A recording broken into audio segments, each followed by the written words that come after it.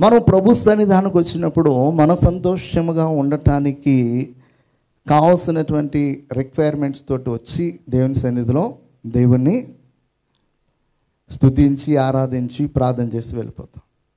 అంటే మన యొక్క సంతోషము కొరకు, మన ఆనందము కొరకు, మన యొక్క అవసరతల కొరకు ప్రభు సన్నిధానికి వచ్చి మనము మన యొక్క అవసరతలన్నిటిని బట్టి దేవుని సన్నిధిలో ప్రార్థన చేసి దేవుడు ఇస్తున్నాడు అనే ఒక నమ్మకం మనకు కలిగినప్పుడు ఆనందంతో వెళ్ళిపోతాం అన్నమాట.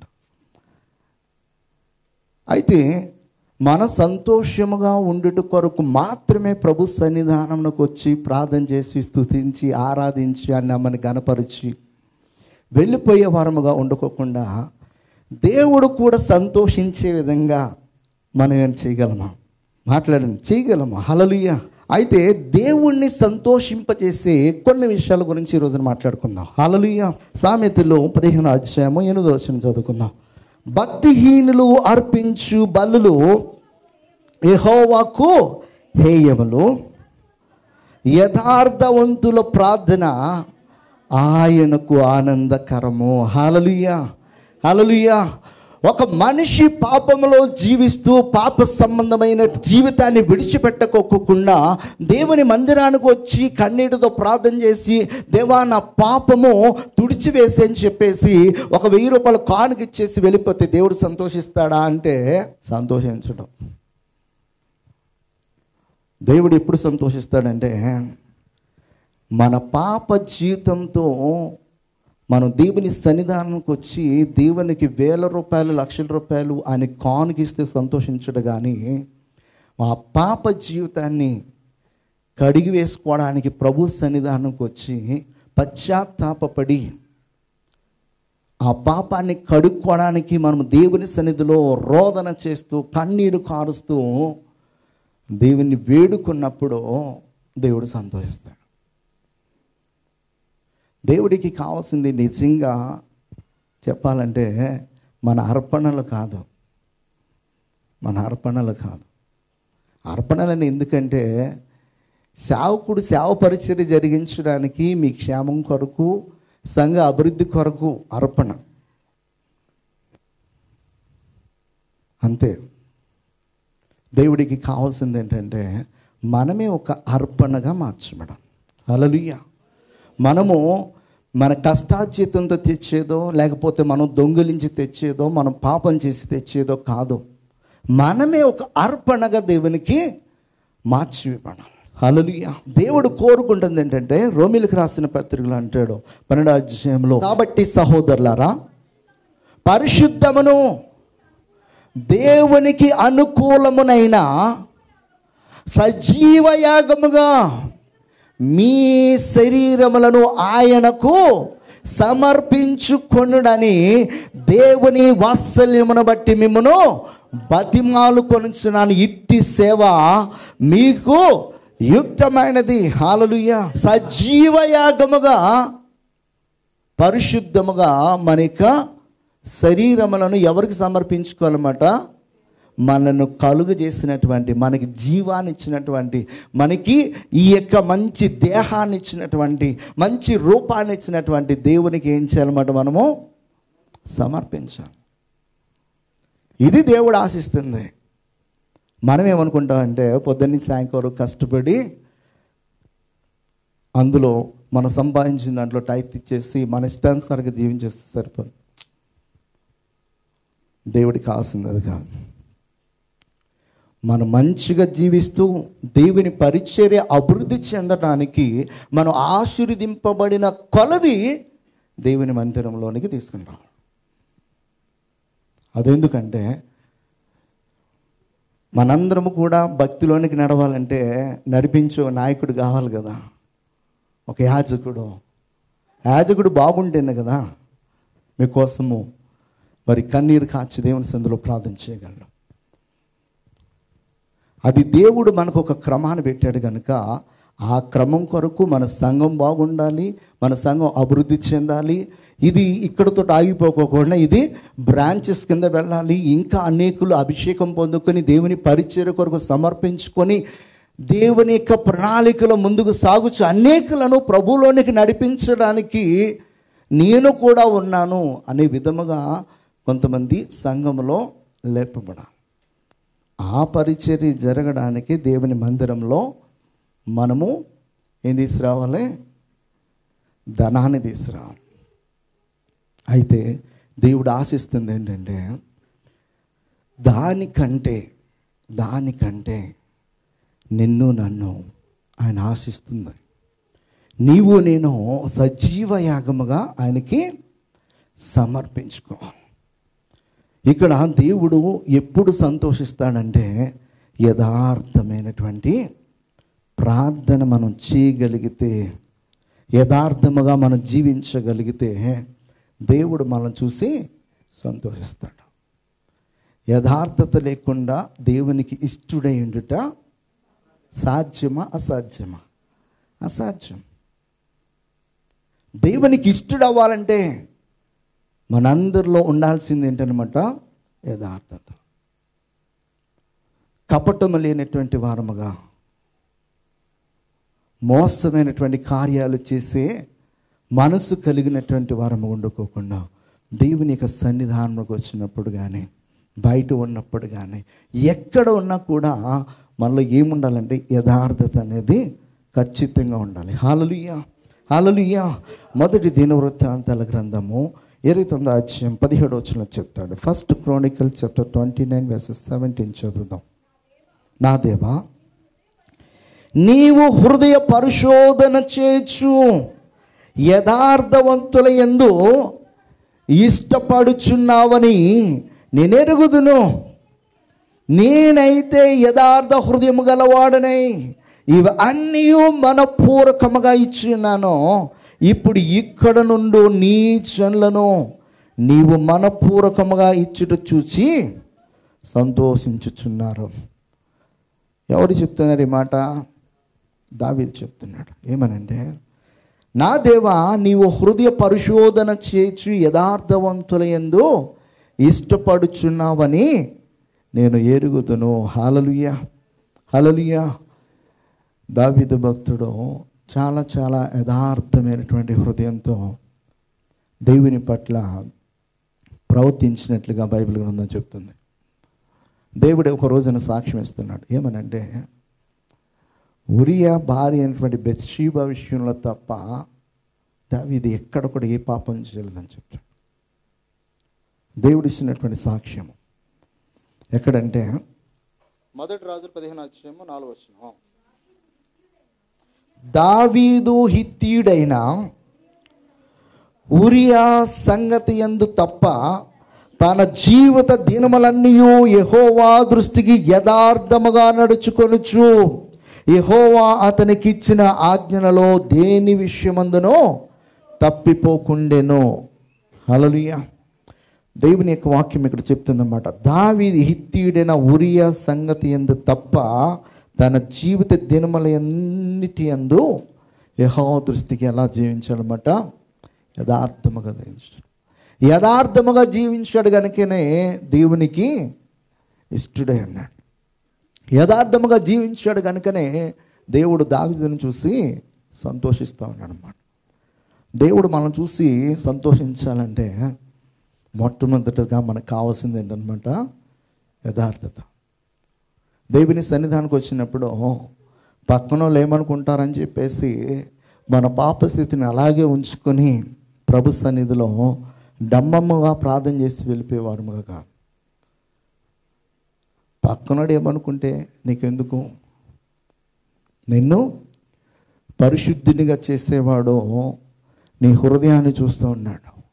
నీ హృదయంలో ఆ పాపాన్ని అలాగే పెట్టుకొని దేవుని ముందర, మనుషుల ముందర నటించే విధంగా మనం ప్రార్థన చేసి వెళ్ళిపోతే దేవుడు మన ప్రార్థన చూసి ఆయన ఆనందించేవాడుగా లేడు. అసలు పట్టించుకోను అన్నమాట. మనం పట్టించుకోవాలంటే మనం ప్రభు సన్నిధానికి వచ్చినప్పుడు యథార్థముగా దేవుని మందిరంలో మనం ప్రార్థన చేసినప్పుడు దేవుడు ఆనందిస్తాడంట. దేవుడు ఆనందిస్తాడు. దేవుడు ఆనందిస్తే ఏముంది? సమస్తమును కూడా అనుగ్రహింపబడతాయి.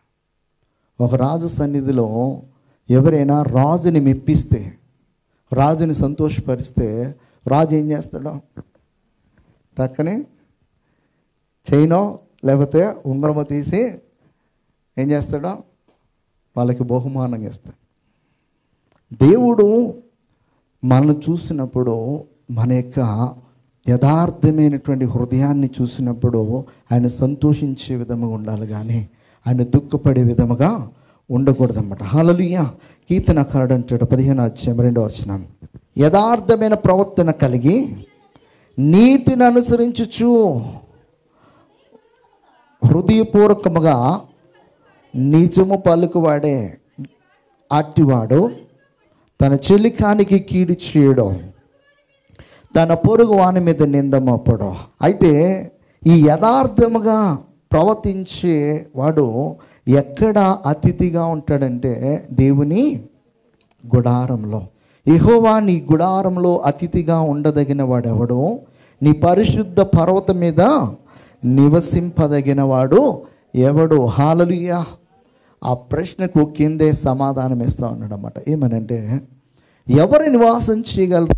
యథార్థమైనటువంటి హృదయం కలిగి ఎవరైతే జీవిస్తారో, యథార్థముగా ఎవరైతే ప్రవర్తిస్తుంటారో వారు మాత్రమే దేవుని గుడారంలో నివాసం చేయడానికి అర్హులని చెప్పేసి దేవుని యొక్క వాక్యము సెలవుస్తుంది. హల్లెలూయా. 51 దావీదు గీతంలో దావీదు అంటున్నాడు, 6వ వచనంలో చెప్తాడు ఏమనంటే, నీవు అంతరంగములో సత్యము కోరుచున్నావు, ఆంతర్యమున నాకు జ్ఞానము తెలియజేయుచున్నావు. హల్లెలూయా. నీవు అంతరంగంలో ఏం కోరుతున్నాడు అంటే ఆయన సత్యమన్న, యథార్థత, ఇవన్నీ కూడా సిమిలర్ వర్డ్స్ అన్నమాట. హల్లెలూయా.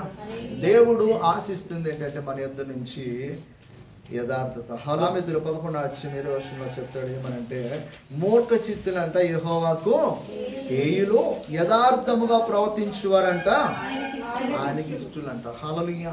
ఇక్కడ మొట్టమొదటిగా మనం గమనించాల్సింది ఏంటంటే, దేవుడు మనల్ని చూసి సంతోషించే విధముగా మరి ఉండాలంటే మనం ఏం కలిగి ఉండాలన్నమాట? యథార్థత కలిగి ఉండాలి. హల్లెలూయా.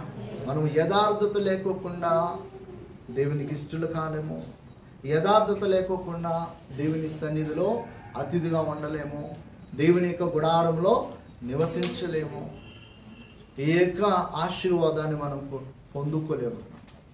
మొట్టమొదటిగా మనకి కావాల్సింది ఏంటన్నమాట? యథార్థత. యథార్థత కలిగి దేవుని మందిరంలో పాటలు పాడినా, ప్రార్థించినా, ఏ పని చేసినా, ప్రతి విషయమందు కూడా మనము యథార్థత కలిగి, మనుషులను బట్టి కాదు దేవుని బట్టి మనము జీవించాలి. మనుషులను బట్టి కొన్ని సందర్భాల్లో మనము కొన్ని విషయాల్లో యథార్థతను కోల్పోతాం.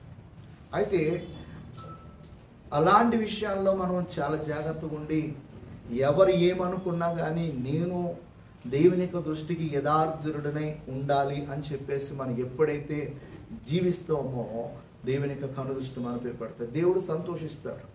యథార్థవంతులకి ఏ మేలు చేయకుండా మానడంట. హల్లెలూయా. ఈ మాట ఎవరు చెప్తున్నారు? సర్వసృష్టికి కారణభూతి ఏంటంటే దేవాతి దేవుడు చెప్తున్నాడు. యథార్థవంతులకు మేలు చేస్తాడు. యథార్థవంతులకు వచ్చే కీడు అన్నిటిలో నుంచి కూడా ఆయన ఏం చేస్తాడనమాట? తప్పిస్తాడు. ఆయన తప్పించేవాడు. దావీదుకి ఎన్నో కీడులు వచ్చినాయి, ప్రతి కీడు నుంచి తొలగించాడు, తప్పించాడు. తనకి హాని చేయాలనుకున్న వారందరూ కూడా నాశనం అయిపోయారు, కానీ దావీదుని దేవుడు అంచెలంచెలుగా ఏం చేశాడనమాట? హెచ్చిస్తూనే వచ్చాడనమాట. దేనిని బట్టి అంటే యథార్థతను బట్టి. తన జీవితాన్ని దేవుని సన్నిధిలో నీళ్ళ కడవను కుమ్మరించినట్లుగా కుమ్మరించేవాడు ఉన్నాడు.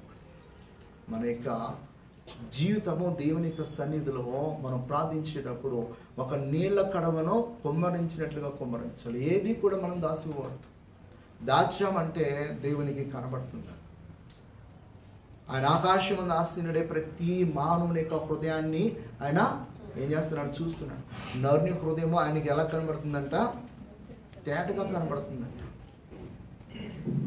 దావీదు భక్తుడు కీర్తనలో చెప్పాడు, నేను వేకువ రేఖలు ధరించుకుని ఆ సముద్ర దిగంతములోకి వెళ్ళిన, నేను ఆకాశంకి ఎక్కిపోయినా అక్కడున్నా ఇక్కడున్నావో నరుని హృదయం అయితే నీకు మరీ తేటగా కనిపిస్తుందని చెప్పేసి చెప్తున్నాను. హల్లెలూయా. మన హృదయంలో ఏం దాచుకున్నా కూడా అది దేవునికి కనిపిస్తుంది. కనుక దాచుకోకుండా దేవుని యొద్ద మనం ఒప్పుకుని పశ్చాత్తాపడి విడిచిపెడితే ఖచ్చితంగా దేవుడు మనలో క్షమిస్తాడు, ప్రేమిస్తాడు, ఆదరిస్తాడు. ఆయన యొక్క కృపను చూపించి మన యొక్క ప్రతి ఒక్క అవసరతను ఆయన ఏం చేస్తారన్నమాట, తీరుస్తారన్నమాట. హల్లెలూయా. ద్వితీయోపదేశకాండం 30:10 చదువుకుందాం. మరియు మీ దేవుడైన యెహోవా నీ చేతి పనులన్నిటి విషయంలోను, నీ చేతి పనులన్నిటి విషయంలో, నీ గర్భఫల విషయంలోను, నీ గర్భఫల విషయంలో, నీ పశువుల విషయంలోను, నీ పశువుల విషయంలో, నీ భూమి పంట విషయంలోను నీకు మేలు కలిగినట్లు నిన్ను వర్ధిల్ల చేయును. ఈ ధర్మశాస్త్ర గ్రంథమందు వ్రాయబడిన ఆయన ఆజ్ఞలను కట్టడలను నీవు గాయకొని నీ దేవుడని యెహోవా మాట విని నీ పూర్ణ హృదయముతోను నీ పూర్ణాత్మతోను నీ దేవుడని యెహోవా వైపు మళ్ళినప్పుడు యెహోవా నీ పితరుల యందు ఆనందించినట్లు నీకు మేలు చేయుటకు నీ యందును ఆనందించి నీ వైపు మళ్ళను. హల్లెలూయా. హల్లెలూయా. ఇక్కడ రెండో విషయాన్ని చాలా స్పష్టంగా మరి ధర్మశాస్త్రంలో చెప్తున్నాడు. ఏమనంటే దేవుడు ఎప్పుడు ఆనందిస్తాడంటే, ఒకటి యథార్థమైన హృదయము, రెండోది ఏంటంటే మనము దేవుడు మనకి ఆజ్ఞాపించినటువంటి మనకి ఇచ్చినటువంటి ఆ ధర్మశాస్త్రమును మనం ఎప్పుడైతే అనుసరించటం మొదలు పెడతామో, ఆయన ఇచ్చిన ఆజ్ఞలను బట్టి నడుస్తూ ఉంటామో దేవుడు మనం చూసి ఆనందిస్తాం. మనం చెవిటి వాళ్ళగానో లేకపోతే గుడ్డి వాళ్ళగానో మన యొక్క హృదయాన్ని కఠినపరుచుకున్న వారుగానో ఉంటే కనుక దేవుడు ఆనందించడు. దేవుని యొక్క మాటలు వినినప్పుడు మనం సరి చేసుకోవడానికి, మన జీవిత విధానాన్ని మార్చుకోవడానికి, మనము దేవునికి దగ్గర అవడానికి, దేవుడు ఆజ్ఞాపించిన వాటి యందు మనం ఆనందించటము నేర్చుకుంటే గనుక దేవుడు సంతోషిస్తాడు. హల్లెలూయా. హల్లెలూయా. దావీదు భక్తుడు అందుకే మొదటి దావీదు కీర్తనలో చెప్తాడు అన్నమాట. ఏమనంట, దుష్టుల ఆలోచించుకున్నా పాపుల మార్గమున అపహాసకులు కూర్చుండి చోటున కూర్చుండక యెహోవా ధర్మశాస్త్రమునందు. హల్లెలూయా. హల్లెలూయా. ఇక్కడ మనము దేని యందు ఆనందించాలన్నమాట, ఆ దేవుడిచ్చినటువంటి ధర్మశాస్త్రమునందు ఆనందించాలి. హల్లెలూయా. హల్లెలూయా. నిజంగా బైబిల్ అనేది వండర్ఫుల్ బుక్ అన్నమాట. మనం సమయం కేటాయించి దేవుని సన్నిధిలో ఒక చిన్న ప్రార్థన చేసి చదవటం ఆరంభిస్తే అక్కడ జరుగుతున్నటువంటి ఆ ఇన్సిడెంట్స్ అంతా కూడా మనకి ఎలా కనబడతాయంటే, హెచ్డి మూవీలో మన క్యారెక్టర్స్ కనిపించినట్టుగా కనిపిస్తుంది. ఆ కనిపించడం మాత్రమే కాదు, కానీ అక్కడ సంతోషింపజేసే దాన్ని బట్టి నువ్వు సంతోషిస్తూ ఉంటావు. చదువుతున్నప్పుడు నీ హృదయాన్ని కొంచెం కనుక బాధ కలిగించేటట్లు ఉంటే కనుక దుఃఖపడి కళ్ళలోంచి కూడా కన్నీళ్ళు వస్తాయి. సంతోషించినప్పుడు వస్తాయి, దుఃఖపడినప్పుడు వస్తాయి. మరి మీరు చదువుతున్నప్పుడు ఎన్నిసార్లు మీ బైబిల్ గ్రంథం తడిచిందో లేదో తెలియదు, కానీ నా బైబిల్ అయితే చాలాసార్లు తడిచింది. నేను మొట్టమొదటిగా బైబిల్ని నేర్చుకున్నటువంటి 2011లో ప్రతిరోజు బైబిల్ మోకరించి మోకాళ్ళ మీద చదివాను. అందుకే దేవుడు నాకు ప్రతి అణువు కూడా బాగా నేర్పించాడు. ఒక్క సంవత్సరంలో నేర్పించాడు. నేను బైబిల్ కాలేజ్కి వెళ్ళి బైబిల్ నేర్చుకున్నాను. అయితే మనం ఎప్పుడైతే శ్రద్ధగా బైబిల్ని చదువుతామో రహస్యమైనటువంటి సంగతులను దేవాతి దేవుడు ఏం చేస్తాడన్నమాట, నేర్పిస్తాడు. ఎవరి దగ్గరికి వెళ్ళవసరంలే నువ్వు నేర్చుకోవాలంటే. నేను చెప్తున్నా, నా అనుభవంతో చెప్తున్నాను. నువ్వు మోకరించి ప్రభు యొద్ద నువ్వు అడిగి నువ్వు ప్రార్థన చేసి నువ్వు చదవటం మొదలు పెడితే దేవుడు ప్రతి ఒక్క విషయాన్ని చాలా చాలా మరి క్లియర్గా మనకి ఎక్స్ప్లెయిన్ చేస్తాడు. అది ఎవరి యొద్ద మనం నేర్చుకోలేము, ఆయన పాదాలు ఎద్దనే నేర్చుకోవాలి. హల్లెలూయా, హల్లెలూయా. దేవుని ధర్మశాస్త్రమునందు మనం ఏం చేయాలన్నమాట? ఆనందించాలి. దేవుడు మనకి ఇచ్చినటువంటి ప్రేమ లేఖ అన్నమాట ఇది. హల్లెలూయా. అయితే దేవుడు ఇచ్చినటువంటి ఈ ప్రేమ లేఖను మనము ఏం చేయాలన్నమాట? చదువుతూ ఆనందించాలి. హల్లెలూయా, హల్లెలూయా. దేవుని యొక్క ధర్మశాస్త్రమునందు మనము ఆనందించేవారు ఉండాలి. హల్లెలూయా. కొరింథీయులకు రాస్తూ మాట చెప్తాడు 7:19 దేవుని ఆజ్ఞలను అనుసరించుటయే ముఖ్యము గాని సున్నతి పొందుట యందు ఏమీ లేదు, సున్నతి పొందకపోవటం యందు ఏమీ లేదు అంటాడు. హల్లెలూయా. అంటే నువ్వు చేసే పని ఏదైనా కూడా అది వాక్యానికి అనుకూలంగా ఉంటే చాలు, కానీ వాక్య విరుద్ధమైన నువ్వు ఏం చేసినా కూడా దానివల్ల ప్రయోజనం లేదు. హల్లెలూయా. అంటే చాలామంది ఇక్కడ సున్నతి ప్లేస్లో బాప్తిసం పెట్టుకోవాలి. బాప్తిసం తీసుకుంటే నేను దేవుని బిడ్డనైపోయాను, ఇక దేవుని యొక్క రాజ్యానికి వారసుడును అనుకుంటే అది పొరపాటే అని చెప్పేసి దేవుని యొక్క వాక్యం తెలుస్తుంది. బాప్తిసం తీసుకున్న ప్రతి ఒక్కరు కూడా పరలోక రాజ్యానికి వెళ్ళరు. బాప్తిసం అనేది ఎందుకు తీసుకుంటున్నావు అంటే, ఇక నుంచి నేను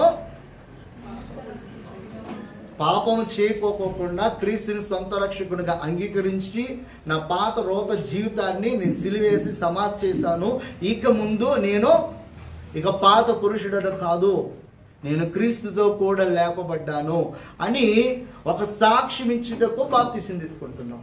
ఓకే, దేవుడు ఏమంటున్నాడు? ఈ సాక్ష్యాన్ని ఎప్పటి వరకు కాపాడుకోవాలి? మన యొక్క దేహంలో ఊపిరి ఆగేంత వరకు కూడా కాపాడుకోవాలి. ఈ రక్షణ వస్త్రమును ఎప్పటి వరకు కాపాడుకోవాలంటే ఈ భూమి పైన మన యొక్క జీవిత యాత్ర ముగిసేంత వరకు కూడా కాపాడుకోవాలి. అప్పటి వరకు కూడా మనం కాపాడుకోగలిగితే అప్పుడు మన దేవుని యొక్క రాజ్యం. వాక్యం చెప్పింది కదా అని చెప్పేసి శరీర సంబంధంగా మనం వెళ్ళిపోయి బాప్తిసం తీసుకుని నేను రక్షణ పొందుకున్నాను అని చెప్పేసి అంటే ఇక్కడ అపోస్తలుడైన పౌలు కొరింథీ సంఘాన్ని చెప్తున్నాడు అనమాట. దేవుని ఆజ్ఞను అనుసరించుటే ముఖ్యము కానీ సున్నతి పొందుటేందు ఏమీ లేదు. మన దేవుని యొక్క వాక్యాన్ని సరిగ్గా మనం అర్థం చేసుకుని వాక్యానుసారంగా మనం జీవించడానికి ప్రయత్నించాలి, కానీ మన శరీర సంబంధముగా మరి ఆ కార్యాన్ని చేసి నేను మరి రక్షణ పొందుకున్నాను నాకేంటి అని చెప్పేసి అనుకునే వారముగా మనము ఉండకూడదు. ఇర్మియా రాసినటువంటి గ్రంథంలో 7:22 ఒక మాట అంటారు. ఏమనంటే, నేను ఐగుప్తు దేశం నుంచి మీ పితరులను రప్పించిన దినమున ఏమంటున్నాడు ఇక్కడ? దహన బలులను గూర్చి గాని నేను వారితో చెప్పలేదు, అట్టి వాటిని గురించి నేను ఏ ఆజ్ఞయు ఇయ్యలేదు. ఈ ఆజ్ఞను మాత్రమే నేను వారికి ఇచ్చితిని. ఏదనగా నా మాటలు మీరు అంగీకరించినడలా నేను మీకు దేవుడినైందును, మీరు నాకు జనులైందురు, మీకు క్షేమము కలుగునట్లు నేను మీకు ఆజ్ఞాపించుచున్న మార్గం అంతటి యందు మీరు నడుచుకుని. అయితే వారు వినకపోయారు అన్నాడు, చెవి ఎగ్గుకుండేరి. హల్లెలూయా. చాలా దేవుడు ఇక్కడ చెప్పినటువంటి మాట ఏంటంటే, నేను ఏదైతే మీకు ఆజ్ఞాపిస్తున్నానో, ఏదైతే మీ వద్ద నుంచి ఆశిస్తున్నానో అది మాత్రం చేయండి. పాత నిబంధన కాలంలో ఏం చేసేవారంటే, వాళ్ళు పాపం చేసి ఒక గొర్రె పిల్లను తీసుకుని వచ్చి దేవుని సన్నిధిలో బలి ఇచ్చేసి దేవుడు నా పాపాన్ని కడిగేస్తాడు అని చెప్పేసి మరలా వెళ్ళిపోయి మరలా అదే పాపాన్ని కంటిన్యూ చేస్తారు. ఇప్పుడు కొత్త నిబంధన కాలంలో ఏం చేస్తున్నారంటే, దేవుని సన్నిధికి వచ్చి కన్నీరు కాచేసి దేవుడు నా పాపాన్ని కడిగేస్తాడు అని చెప్పి మరలా పాపం చేస్తాం పోతాం. అయితే అన్నీ తెలిసిన తర్వాత చేసే ప్రతి దానికి కూడా దేవుడు కౌంట్ చేస్తాడు. ఈ విషయాన్ని చాలామందికి తెలియక చేసుకుంటూ వెళ్ళిపోతారు అన్నమాట. చేసుకుంటూ వెళ్ళిపోయిన తర్వాత అవన్నీ కూడా ఒక రోజున బల్క్ అవుతాయి అన్నమాట. అవన్నిటిని తీసుకుని వస్తాడు దేవుడు. తీసుకుని వచ్చి, నాయన నువ్వు చేసిన దానికి ఇదిగో జీతం అని చెప్పేసి ఇస్తాడనమాట. ప్రతి ఒక్కరికి కూడా చేసిన ప్రతి పనికి కూడా దేవుడు ఏం చేస్తాడనమాట, రివార్డ్ అనేది ఉంది. సో మనం కడిగేసుకున్నాం కదా అయిపోయిందంటే అవదనమాట. అక్కడ అది క్షమిస్తాడు, కానీ నువ్వు తెలిసి చేసావు కనుక దానికి ఏం పడాలన్నమాట? ఏం పడాలి? శిక్ష పడాలి. అయితే ఆ చిన్న దెబ్బతో మనం ఎస్కేప్ అవ్వచ్చు అక్కడితో వదిలేస్తే. లేకపోతే ఏమవుతుంది అనమాట? ఎక్కువైపోతే మేకల మందులోకి వెళ్ళిపోతాం, గొర్రెల మందుల నుంచి. మేకల మందులోకి వెళ్ళిపోయిన తర్వాత నిత్య నరకాగ్నిలోనే ఆత్మ అనేది మరి కాలుతూ క్రోధన చేస్తుంటారు. అగ్ని ఆరదు, పురుగు సాగు. అలాంటి కఠినమైనటువంటి శిక్ష మనపైకి రాకోకుండా ఉండాలంటే ఈ రోజున దేవుని యొక్క వాక్యాన్ని వింటున్నప్పుడు మన బ్రతుకుని సరి చేసుకోవడానికి జాగ్రత్త పడాలి. ప్రతిరోజు దేవుని యొక్క వాక్యాన్ని ధ్యానం చేస్తున్నప్పుడు అందులో వాగ్దాన సందేశాన్ని మాత్రమే తీసుకోకూడదు. వాగ్దాన సందేశం కంటే హెచ్చరిక సందేశం మనకి మేలు. ఆ హెచ్చరికను మనము గాయకున్నప్పుడు మన బ్రతుకుని సరి చేసుకోవడానికి అవకాశం ఉంటుంది. హల్లెలూయా. నీకు బాగా అర్థం అవ్వాలంటే బండి చాలా రిపేర్లు ఉన్నాయి, చాలా దూరం వెళ్ళాలి. ఈ బండి ఎవరికైనా ఇస్తున్నావు అనుకో, పైన జస్ట్ వాడికి తెలియకోకుండా మేనేజ్ చేసేసి నువ్వు బాగానే వెళ్ళగలరా అని చెప్పేసి వాడికి ఇచ్చావనుకో, నిజంగా వాడు బాగా వెళ్తాడా?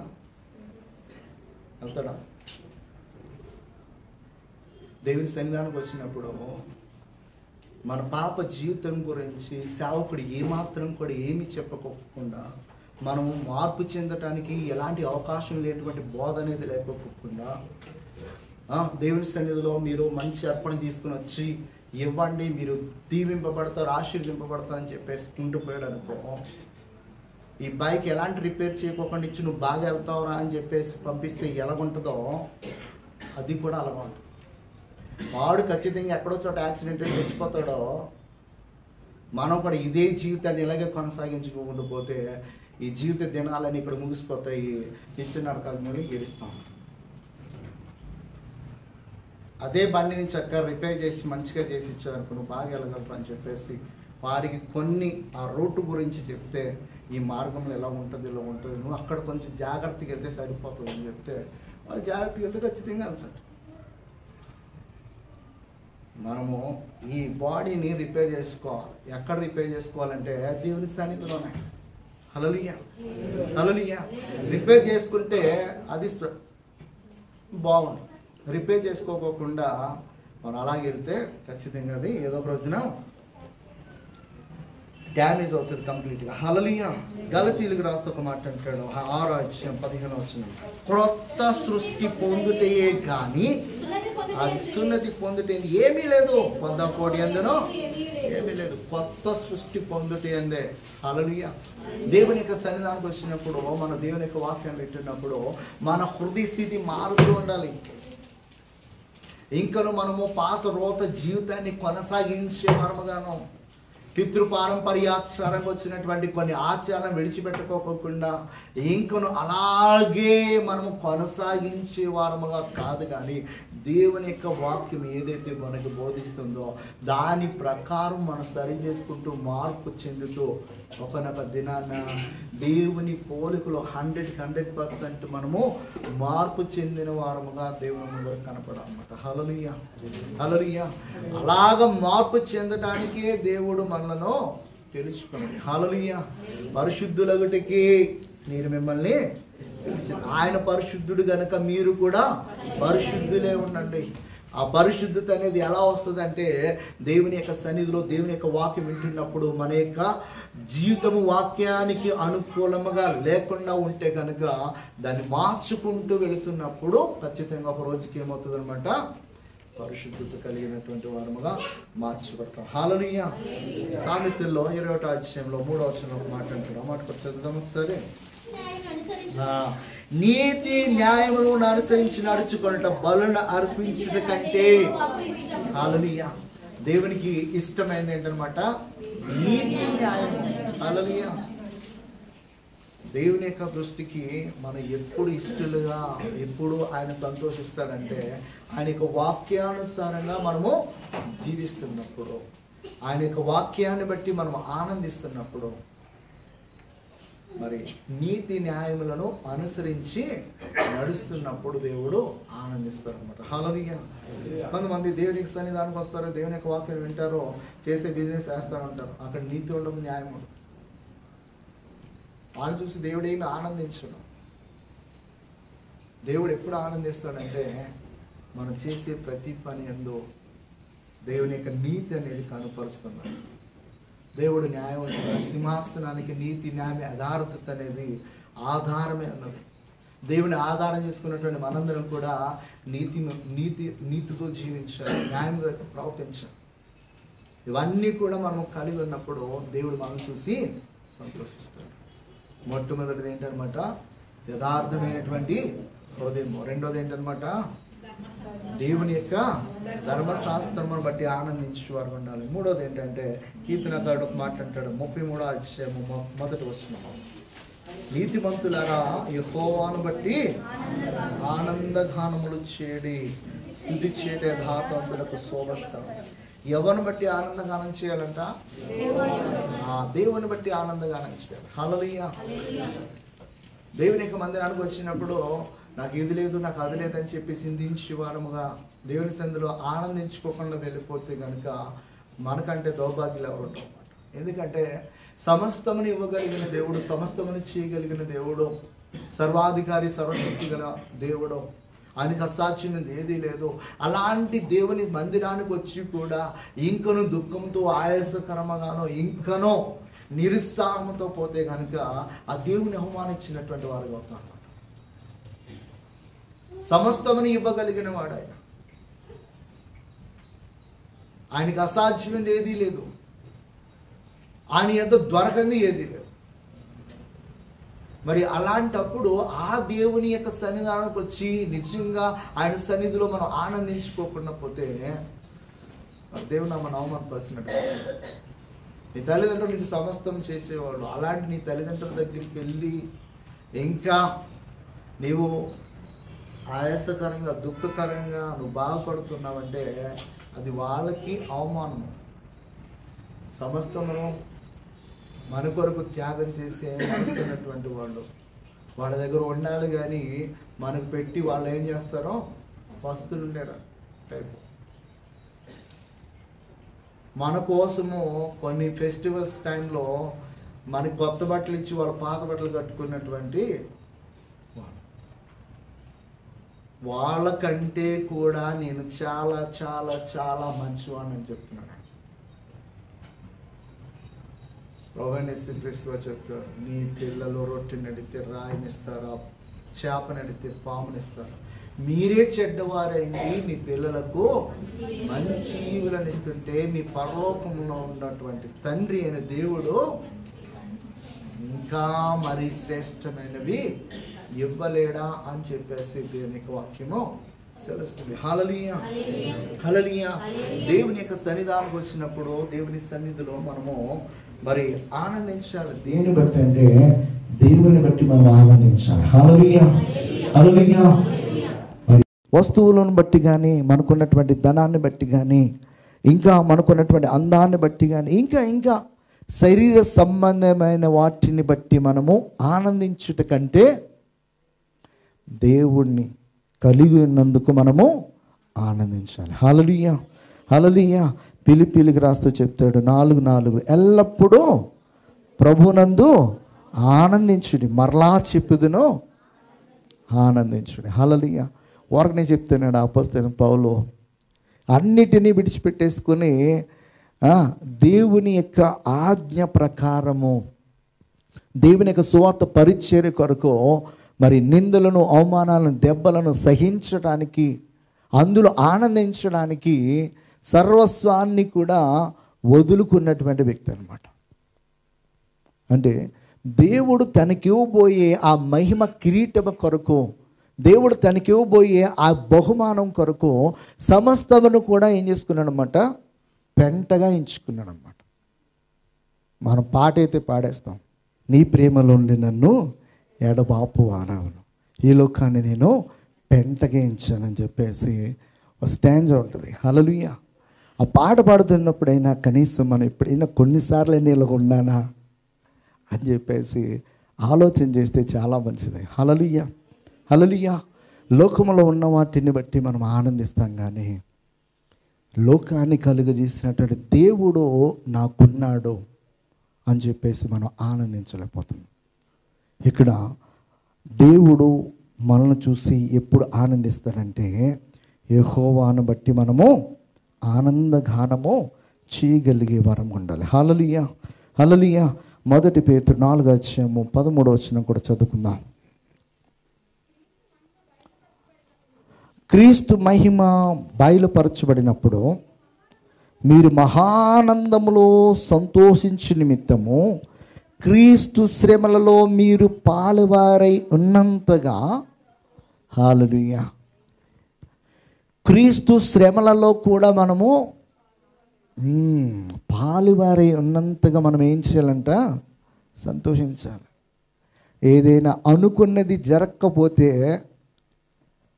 దేవుని మందిరానికి వచ్చి, ప్రభువా సరే నువ్వు చేసింది చాలా మంచి కార్యము, సరే నేను అనుకున్నాను, నువ్వు చేయకపోతే ఏముందలే, నేను హ్యాపీగానే ఉన్నాను ప్రభువా అని ప్రార్థన చేసావా? నిష్ఠూరపడ్డావా? నిజం మాట్లాడుకుందాం. మనం నిష్ఠూరపడిన సందర్భాలే ఎక్కువ ఉంటాయి. హల్లెలూయా. మళ్ళీ మనకి ఎవరు గుర్తొస్తారో తెలుసా? అబ్రహాం గుర్తొస్తాడు.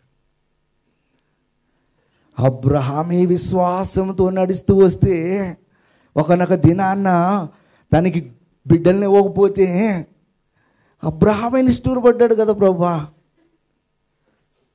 ఏమంటున్నాడు అబ్రహాము? నాకు ఎంత ఆస్తి ఇస్తే ఏం లాభం ప్రభువా, నాకు అనుభవించడానికి వారసుడు లేడు. నా యొక్క పెద్ద దాసుడు ఏంటి? ఎలియాజరే దానికి వారసుడు, ఇంకేముంది అని చెప్పి నిష్ఠూరపడ్డాడు. మనకి ఇలాంటి రెఫరెన్స్లు బాగా గుర్తొస్తాయి. హల్లెలూయా, హల్లెలూయా. మన మంచోళ్ళమని చెప్పుకోవడానికి. హల్లెలూయా. కానీ మన దేవుని యందు మనము ఆనందించామన్నమాట. యోబు సర్వస్వాన్ని కోల్పోయాడు. సర్వస్వం కోల్పోయినప్పటికీ కూడా తను చెప్తున్నటువంటి మాట, యెహోవా ఇచ్చెను, యెహోవా తీసుకొనును. హల్లెలూయా.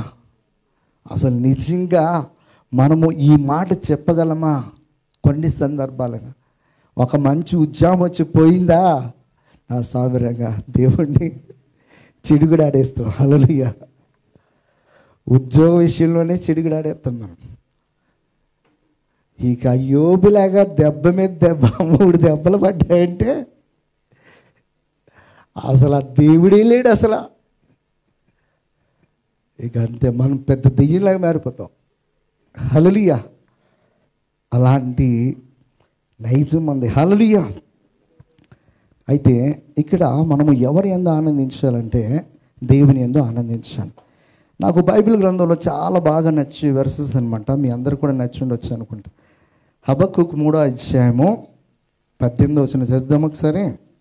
నేను యెహోవా యందు ఆనందించేదను, నా రక్షణకర్త అయిన నా దేవుని యందు నేను సంతోషించేదని అంటున్నాడు. హల్లెలూయా. హబక్కూకు ఎలాంటి సందర్భంలో ఈ మాట చెప్తున్నాడంటే, దానికి ముందు వచ్చిన చదివితే మనకు, అంజూరపు చెట్లు పుయ్యకుండినను, ద్రాక్ష చెట్లు ఫలింపకపోయినను, ఒలివ చెట్లు కాపు లేకుండాను, చేనులోని పైరు పంటకు రాకపోయినను, గొర్రెలు దొడ్డిలో లేకపోయినను, శాలలో పశువులు లేకపోయినను, అంటే ఏమున్నా ఏమి లేకపోయినా నేను యెహోవా యందు ఆనందించేదను. మనము దేవుని యందు ఆనందించటము నేర్చుకోవాలి. ఎదురింటి వాళ్ళని చూసి, పక్కింటి వాళ్ళని చూసి, వాళ్ళకిలాగా మంచి ఇల్లు లేదే, వాళ్ళకిలాగా మంచి కారు లేదే, వాళ్ళకిలాగా మంచి బంగారమో కేజీలు లేదే అని చెప్పేసి దుఃఖపడుకోకుండా, మంచి ఆరోగ్యాన్ని ఇచ్చాడు కదా, 3 పూటలు తింటే అరుగుతుంది కదా, ఏ రోగం లేదు కదా. దీనిని బట్టి సంతోషించు. హల్లెలూయా, హల్లెలూయా. ఇంతకంటే గొప్ప ఆశీర్వాదం లేదు అసలు బైబిల్లో. ఈ మాట ఎవరు చెప్తున్నారో తెలుసా? అంతా అయిపోయిన తర్వాత, జ్ఞానోదయం అయిన తర్వాత సొలొమోను చెప్తున్నాడు. ఎక్కడ? ప్రసంగిలో చెప్తాడు ఈ మాట. చదవండి ఒకసారి మాట.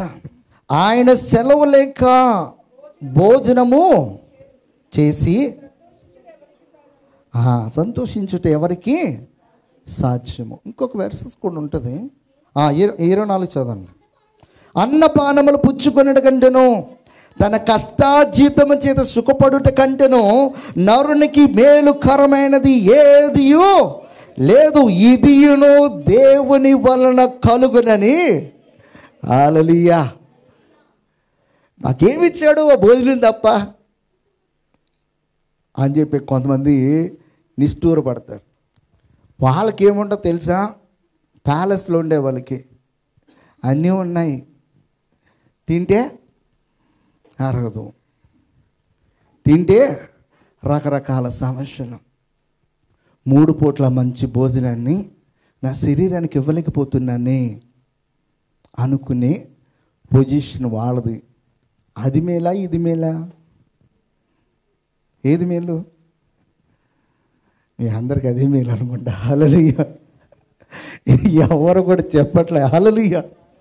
మేడలు మిద్దులు మనతో రావు, అదైనా అన్నీ చిటికలో మాయమైపోతాయి. మనందరూ చూసాము. సొదొమ గొమొర్రా అన్ని బైబిల్లో చూసాము. లాస్ ఏంజల్స్ని, కాలిఫోర్నియాని ప్రత్యక్షంగా చూసాము. హల్లెలూయా. ఇండియన్ కరెన్సీలో 10,000 కోట్లకు పైనే ఒక్కొక్క హౌస్ అనమాట వాల్యూ. 10,000 కోట్లు అంటే మనకి ఎన్ని ఇల్లు కట్టేయగలమో అవి. హల్లెలూయా. అవన్నీ కూడా మ్యాన్షన్స్ అనమాట. అవన్నీ ఏమైపోయినాయి? అగ్నికి ఆహుతైపోయాయి. వాళ్ళు అనుకుని ఉంటారా రాత్రి? సో మన పరిస్థితి ఎప్పుడు ఎలా మారిపోతుందో తెలియదయ్యా. ఉన్నంత వరకు దేవునిలో ఆనందించడం నేర్చుకోవాలి. హల్లెలూయా. ఇక్కడ మరి సొలొమోను చెప్తున్నాడు, అన్నపానములు పుచ్చుకొనుట కంటేనో తన కష్టార్జితము చేత సుఖపడుట కంటేనో నరునికి మేలుకరం అనేది ఏదీ లేదంటున్నాడు. ఈయన గారు కూడా చాలా చాలా పెద్ద పెద్ద ప్యాలెస్లు కట్టాడు. అన్నీ కట్టేసిన తర్వాత ఈయన ఏమన్నాడంటే, నేను ఎందుకు ప్రయాసపడ్డాను రా బాబు అంటున్నాడు. ఎందుకంటే ఇంత ప్రయాసపడి నేను కట్టిన తర్వాత నేను రేపో బాబో చచ్చిపోతాను, ఆ తర్వాత వచ్చేవాడు అనిపిస్తాడు, ఎందుకు వచ్చిన శ్రమ నేను పెట్టుకున్నాను అని అన్నాడు. ఈ గ్రంథంలో ఉంటుంది అన్నమాట.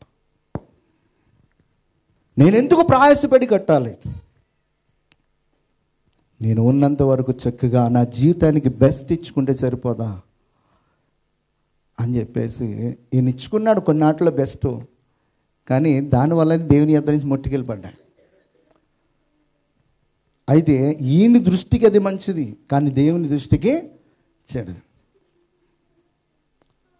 మనకి మంచి యాపిల్ ఫోన్ అందించాడు ఎవరైనా? Steve jobs. ఆయనకి క్యాన్సర్ వచ్చి చనిపోయేటప్పుడు ఆయన చెప్పినటువంటి మాట ఏంటంటే, మంచి స్టేట్మెంట్ అనమాట. నేను ప్రపంచానికి బెస్ట్ ఇవ్వాలని చెప్పేసి నా జీవితం అంతా కూడా దాని కొరకే వెచ్చించి బ్రతికాను. నేను బెస్ట్ అయితే ఇవ్వగలిగాను.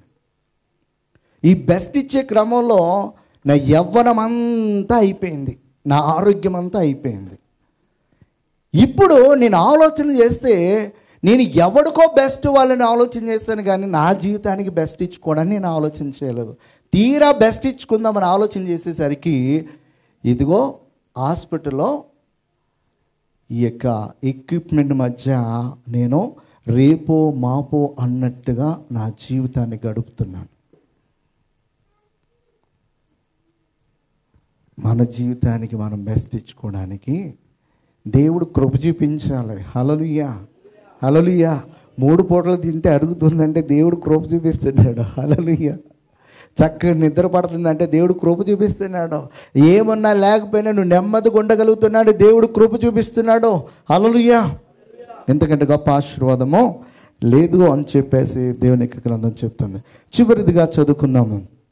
కీర్తనకారుడు చెప్తాడు 37వ అధ్యాయం 23వ వచనము, ఒకని నడత యెహోవా చేతనే స్థిరపరచబడును, వాని ప్రవర్తన చూచి ఆయన ఆనందించును. హల్లెలూయా. 4వది ఏంటంటే మన ప్రవర్తన. హల్లెలూయా. దేవుడు మన ప్రవర్తన చూసి ఆనందించాలి. మన ప్రవర్తన మనకి మాత్రమే మరి మంచిదిగా కనిపించేదిగా కాదు, కానీ మన ప్రవర్తన ద్వారా అనేకులను ప్రభువులోనికి తీసుకుని వచ్చే సత్ప్రవర్తన కలిగినటువంటి వారముగా మనము ఉండాలని చెప్పేసి దేవుడు ఆశిస్తున్నాడు. హల్లెలూయా. హల్లెలూయా. దేవుడు మరి యోబు యొక్క జీవితాన్ని బట్టి ఒక మాట చెప్తాడు 23వ వచనంలో, నా పాదములు ఆయన అడుగు జాడలో విడువక నడిచినవి, నేను ఇటు అటు తొలగక ఆయన మార్గమును అనుసరించుకుని, ఆయన పెదవుల ఆజ్ఞని విడిచి తిరగలేదు, ఆయన నోటి మాట నా స్వభిప్రాయము కంటే ఎక్కువగా ఎంచుతుని అంటాడు. హల్లెలూయా. యోబు భక్తుడు చెప్తున్నాడు అన్నమాట. ఏమనంటే, నా పాదములు ఆయన అడుగు జాడలు విడువక నడిచితివి, మరి నేను ఇటు అటు తొలగక ఆయన మార్గంలోనే. హల్లెలూయా. యోబు యొక్క ప్రవర్తనను చూసినప్పుడు దేవుడు సంతోషించే విధంగా ఉన్నాడు. సంతోషించబట్టే కదా సైతాన్ గారితో అన్నాడు, నా భక్తుడైనటువంటి యోబుని చూసావా, ఎంత చక్కగా ప్రవర్తిస్తున్నాడో, ఎంత యథార్థంగా ఉంటున్నాడో, నా ఎడల ఎంత భయం భక్తి కలిగి జీవిస్తున్నాడో అని చెప్పేసి ఆయన సంతోషం కొద్ది చెప్పాడు. సైతాన్ గాడు ఆ సంతోషం లేకుండా యోబుని ఎలా ఇబ్బంది పెట్టాలని ప్రయత్నం చేస్తాడు. మరి దేవుడు మన గురించి సాక్ష్యమే ఇచ్చే విధంగా మన యొక్క ప్రవర్తన ఉండాలి. హల్లెలూయా. 119వ దావీదు కీర్తన 133వ వచనంలో, నీ వాక్యమును బట్టిన అడుగులు స్థిరపరచము. అది హల్లెలూయా. ఏ పాపమును నన్ను ఏలనీయొద్దు అంటాడు. హల్లెలూయా. నీ వాక్యమును బట్టిన అడుగులు స్థిరపరచమంటున్నాడు. హల్లెలూయా. మనము మన యొక్క ప్రవర్తన అంతా కూడా వాక్యానుసారంగా ఉండాలి, కానీ వాక్య విరుద్ధముగా ఉండకూడదు. ఒక రోజున బోయాజు రూతు గురించి సాక్ష్యం ఇస్తాడనమాట. ఏమనంటే, మునుపటి నీ సత్ప్రవర్తన కంటే వెనుకటి ప్రవర్తన మరీ ఎక్కువైందంటాడు. అంటే బోయాజు పొలంలోనికి పరగేరుకోవడానికి వచ్చిన మొదటి రోజు నుంచి కూడా బోయాజు తన్ని ఏం చేస్తున్నాడన్నమాట, పరిశీలిస్తూ ఉన్నాడు.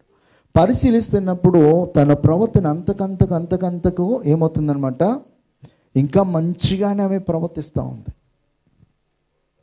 మనల్ని ఎవరైనా డిస్టర్బ్ చేస్తున్నప్పుడు మనం ఎంతగా మరి పేషెన్స్ కలిగి ఎంత మంచిగా పొలైట్గా మనం ప్రవర్తిస్తున్నామనే విషయంలో ఇతరులు మనలను ఏం చేస్తూ ఉంటారన్నమాట, గమనిస్తూ ఉంటారు. ఇక్కడ ఈ రూతు వెంబడి ఏ యొక్క యవనస్తుడు పడ్డా, ఎవరు మాట్లాడినా ఆమె యొక్క మరి ప్రవర్తన పరిశుద్ధంగానే యథార్థముగానే, మరి ఆ పొలంలో ఉన్నప్పుడు తన అత్త దగ్గర ఉన్నప్పుడు అన్ని చోట్ల కూడా తన అత్త ఏదైతే చెప్తుందో ఆ మాటకు విధేయత చూపిస్తూ ప్రవర్తిస్తూ ఉంది. ఒక్కదానికి కూడా ఆమె వ్యతిరేకంగా ప్రవర్తించలేదు. అత్తకు అంత విధేయత చూపించి ఆమె ప్రవర్తించింది. ఆ ప్రవర్తన బట్టి దేవుడు తను ఏం చేశాడన్నమాట, ఆశీర్వదించాడు. హల్లెలూయా. హల్లెలూయా. అక్కడ చెప్తాడు రూతు గ్రంథంలో 3వ అధ్యాయము 10-11 వచనాలు చదువు.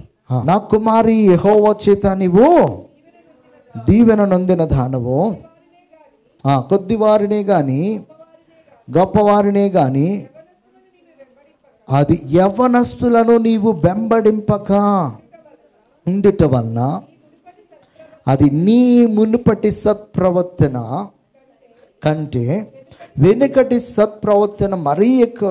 కాబట్టి నా కుమారి భయపడకము, నువ్వు చెప్పినదంతయు నీకు చేసేదను, నీవు యోగ్యురాలవని నా జనులందరూ ఎరుగుదురు. హల్లెలూయా. మనం ఎప్పుడు యోగ్యులమో అనిపించుకుంటామంటే మన ప్రవర్తన ద్వారానే. హల్లెలూయా, హల్లెలూయా.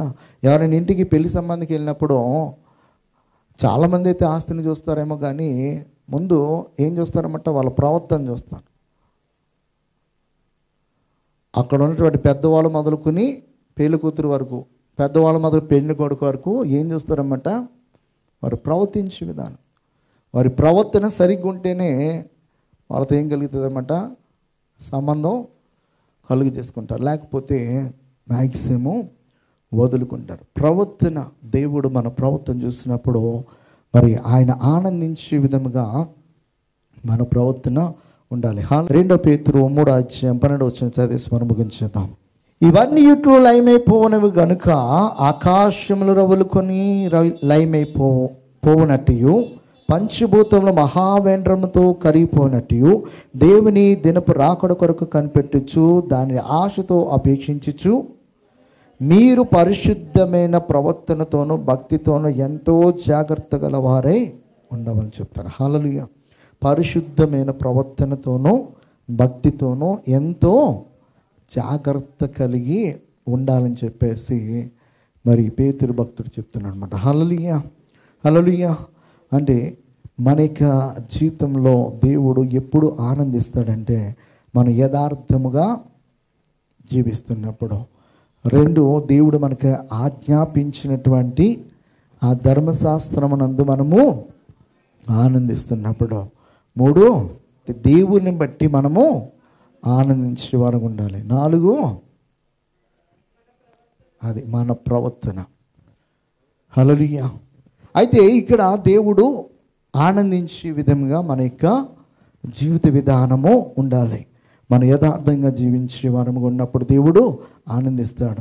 దేవుని యొక్క ధర్మశాస్త్రమునందు మనము ఆనందించే వారం ఉన్నప్పుడు దేవుడు ఆనందిస్తాడు. ఈ లోకాన్ని, లోకములటువంటి వస్తువులు కానీ ధనధాన్యములు కానీ ఆధారం చేసుకోకుండా, వాటి యందు ఆనందించుకోకుండా, లోకాన్ని కలుగు చేసిన దేవుని యందు ఆనందిస్తున్నప్పుడు దేవుడు మనం చూసి సంతోషిస్తాడు. అలాగే చివరిగా దేనిని బట్టి అన్నమాట, మన ప్రవర్తన అంతా కూడా యెహోవాకు ఎలాగుండాలన్నమాట, ప్రీతికరముగా మారాలి. ఆయన ప్రేమించే విధముగా మన ప్రవర్తన ఉంటే కనుక దేవుడు సంతోషిస్తాడు. కనుక మనము సంతోషించడానికి మాత్రమే దేవుని సన్నిధిలో కన్నీరు కాచి ప్రార్థించే వారముగా కాకుండా, దేవుడు కూడా సంతోషించే విధంగా మన యొక్క జీవిత విధానాన్ని సరి చేసుకుందాం. అటువంటి కృప దేవుడు మనకు అనుగ్రహించును గాక. ఆమేన్. ప్రార్థన చేసుకుందాం.